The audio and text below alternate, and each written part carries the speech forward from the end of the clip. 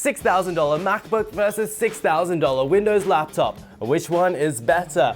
This is the recently launched MacBook Pro 16-inch with the M2 Max chip, and the price comes to almost 6,000 Australian dollars. But what if you hate Apple? Well, you would probably get one of these, a Dell Precision 5570, this example of which costs over $6,000, even more than the MacBook. Inside the MacBook has a 12-core M2 Max chip with a 30-core GPU, utilizing 32GB of unified memory. The Dell, on the other hand, has a 14-core Intel i7 with NVIDIA RTX A1004GB graphics and 32GB of RAM.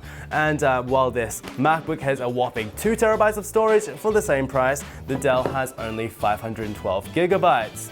Let's take a look at the hardware, shall we? So the MacBook has an all-aluminium unibody that feels incredibly solid and is very well built. The Dell also utilizes aluminium, but it also utilizes a carbon fiber keyboard deck that feels honestly a little bit cheap in comparison, but it is lighter and also slimmer than the MacBook, which is a bit unusual, I have to admit. The screens though really are night and day. The MacBook has a 16-inch XDR display with roughly a 4K resolution, 120Hz refresh rate, and up to 1600 nits of brightness, while the Dell, I'm afraid, has a quarter of the resolution at Full HD that's both dull and a bit pixelated, and it goes up to only 500 nits, and it's also stuck at 60Hz refresh. The 4K display is an option though, but is an additional $1,400, which is ridiculous. The touchpad and keyboard also on the Dell don't feel nearly as nice,